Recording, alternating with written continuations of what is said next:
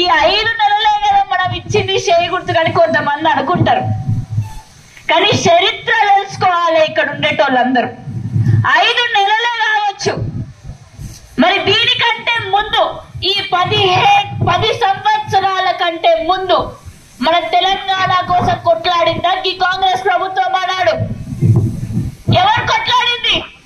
నేను ఏర్పాటు ఈ బిఆర్ఎస్ పార్టీని ఈ టిఆర్ఎస్ పార్టీగా ఉన్నప్పుడు మరి ఈ పార్టీని ఏర్పాటు చేసినటువంటి కేసీఆర్ సారు మన కోసం కొట్లాడి, ఆయనతో పాటు కొన్ని వేల కుటుంబాలు ఆయనతో పాటు కొట్లాడినాయి. మన పిల్లలు ఆనాడు తెలంగాణ కోసం, మన పిల్లలు ఆనాడు తెలంగాణ రావాలి అని చెప్పేసి నిప్పంటించుకొని పోలీసు వ్యానులలో దూకుతుండే. అమరులు ఐళ్ళు 1300 మంది అమరవీరులు అయితే బలిదానం చేస్తే వచ్చింది ఈ తెలంగాణ. మరి దానికంటే ముందు కాంగ్రెస్ పార్టీని కాళ్ళ ఏళ్ళ పట్టుకున్నా కూడా, ఎన్ని పార్టీలను అడిగినా కూడా దాదాపు 1969 నుండి తెలంగాణ కోసం ఉద్యమం చేసినా కూడా ఎవ్వరు కూడా పట్టించుకోలే. మరి అట్లాంటి తెలంగాణ ఢిల్లీ మెడల్ని సైతం వంచి మరి తెలంగాణ కోసం కొట్లాడిన మన కేసీఆర్ బిఆర్ఎస్ పార్టీని మరవద్దు. మరి ఆ 60 సంవత్సరాలు తెలంగాణ రాక ముందుకు 60 సంవత్సరాలు ఎట్లుండే జ్ఞాపకం చేసుకోండి. ఇందిరమ్మ ఇల్లు అని అనేసి అంటాం. మరి అదే ఇందిరమ్మ గారు, అదే ఇందిరా ఎమర్జెన్సీ కూడా మీరు మర్చిపోయినా?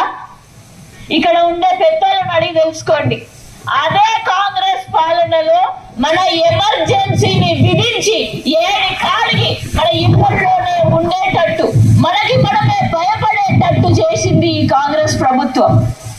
మరి నేను కూడా ఆ కాంగ్రెస్ అలాంటి భీకరమైన పాలనని మళ్ళా చూస్తాను. కేవలం ఈ 5 నెలలు అయితే అన్ని వాళ్ళకి ఓట్లేసి వాళ్ళకి ప్రభుత్వాన్ని అప్పగెప్పి ఈ 5 నెలల్లో ఏం చేస్తారు? ఒక ముఖ్యమంత్రి హోదాలో ఉన్న వ్యక్తి మనోళ్ళనేమో గుడ్లు వీకుతా, పేగులు మెడలేసుకుంటా అని చెప్పి ఇట్లా మాట్లాడతారు. ఇంకొక ఆయననేమో రైతు బంధు ఏమంటే చెప్పు తీసుకొని పడతా రైతు బంధు అడిగిన వాళ్ళని అంటాడు. మరి అట్లాంటి పాలకుండా మనం ఎంచుకున్నది. అట్లనే ఎంత అన్యాయం అంటే మా ప్రజలకి, మా తెలంగాణ ప్రజలకి మాకు కావాల్సిన రైతు బంధు 15,000 ఇవ్వండి అని అడిగినందుకు, మాకు ఇప్పటి నుంచే మా పంటకి 500 రూపాయల బోనస్ ఇవ్వండి అని అడుగుతున్నందుకు, 2,500 రూపాయలు మా అక్కలకి ఇచ్చిన మాట మీరు నిరూపించుకోండి అని చెప్పేసి అంటున్నందుకు, ఈ విధంగా 2,000 రూపాయల నుంచి 4,000 రూపాయలు అడుక్కొని మీరు ఓట్లు వేయించుకున్నారు.